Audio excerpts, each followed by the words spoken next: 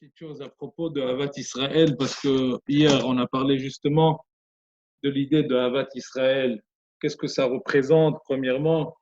Et Baruch Hashem, nous, on a la tradition que quand on veut savoir quelque chose, on tourne vers les Chachamim. Qu'est-ce que les Chachamim? Premièrement, la Torah, elle nous dit Ve'afta l'ereacha kamocha.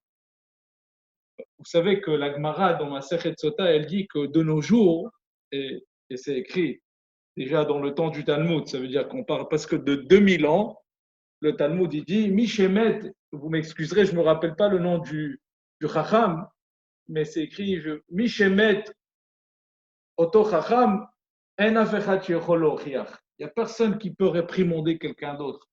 Parce que pour réprimander quelqu'un, la tochacha, ça doit venir d'une place d'une Havat Israël. On ne fait pas une tochacha à une personne, on ne réprimande pas quelqu'un parce qu'on voit qu'il fait quelque chose de mal et ça nous embête, on veut le réprimander sur place, etc. Il n'y a pas un Adam chez Yechol parce qu'on a tous des petits défauts, chacun d'entre nous, on a des petits défauts, etc.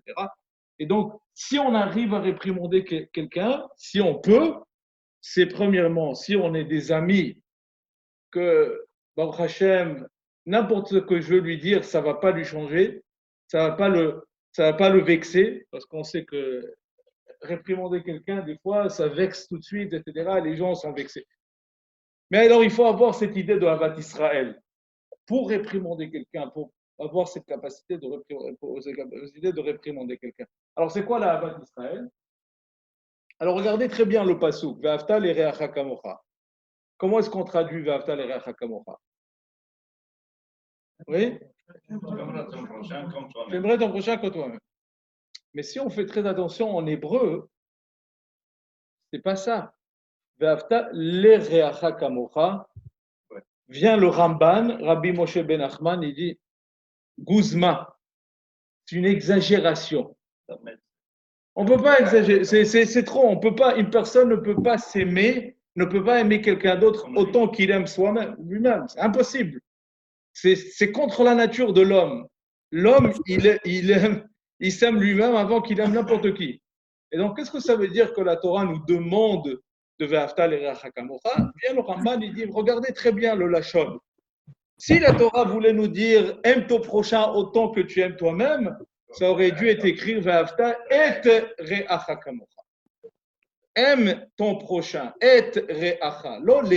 Les re'acha, aime pour ton prochain. La différence, vous voyez. Aime ton prochain ou aime pour ton prochain. Quand on dit Ve'afta l'ereacha kamocha, vient le Ramban, il dit, ça veut dire aime pour ton prochain ce que tu aimes pour toi-même. Si tu aimes la parnassa pour toi, souhaite-le aussi pour lui. Si tu as besoin de la santé, souhaite-le pour lui aussi. Ce que tu te souhaites à toi-même, pas mais si on veut vraiment arriver un peu plus profondément, le Harizal, il dit que les Neshamot de tout le peuple juif forment un seul, Komash Lema, ça s'appelle. Le Adam. Cette idée de Adam, pas juste le Adam Kadmon, mais cette idée que tous les Neshamot du peuple juif se réunissent, qui forment une seule Neshama, qui était en vérité la Neshama de Adam Arishon. Parce que potentiellement, tous les Neshamot qui sont venus après, sont venus de Adam Arishon.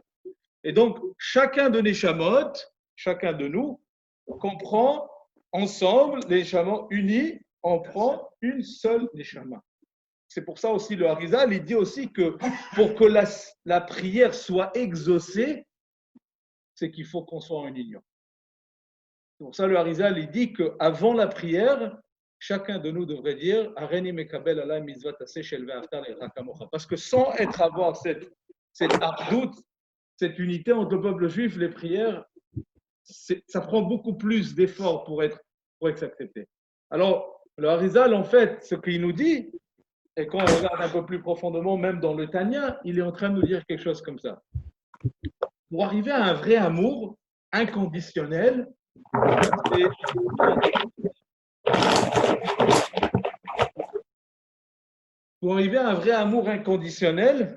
il faut regarder au-delà de notre corps physique, du matériel. Parce que tant que moi, je me regarde matériellement, physiquement, je ne pourrai jamais arriver à une vraie Avat Israël. Quand on donne précédence à la matière et aux choses, ce qui est bien pour moi, et je recherche mon propre bien, on ne peut jamais arriver à une vraie Avat Israël. La Avat Israël, c'est quand on regarde au-delà de la personne, on regarde plus profondément. Je regarde sa neshama. Et quand je regarde sa neshama, je vais vous dire que ça veut dire c'est quoi regarder sa neshama. Ça veut dire quand je réalise qu'en fait, on est une seule. Et que même que moi j'ai besoin de lui, il a besoin de moi. Parce que pour former un seul corps, on a besoin de tout chacun. Quand je vois cette personne et je dis Avechad le kulana, et je réalise qu'en fait, c'est vrai qu'on est deux différentes personnes, mais à la source, on vient de la même source. On vient du même créateur. Et quand je regarde cette façon que, en fait, j'arrive à réaliser que mon potentiel à moi, pas juste de mon prochain, mon propre potentiel peut se matérialiser juste quand j'ai un vrai amour et je réalise qu'on est vraiment la même chose, c'est là qu'on peut arriver à une vraie Avat. Ça, c'est la Avat Israël. Et donc, selon cette explication, quand le passou qui dit Ve'afta l'ereacha kamocha, il faut mettre une petite virgule. Ve'afta l'ereacha, virgule, kamocha, parce qu'il est comme toi. Aime ton prochain parce qu'il est exactement comme toi. Quand on réalise qu'en fait on est la même chose, on vient de la même source, c'est là qu'on peut arriver à une vraie Avat Israël. Ça, c'est la Avat Israël. Qu'on réalise qu'on est unis, on est la même chose, même si on est un peu différent, mais notre âme, elle forme une seule unité. Et c'est de cette manière qu'on arrive à faire une vraie Avat Israël.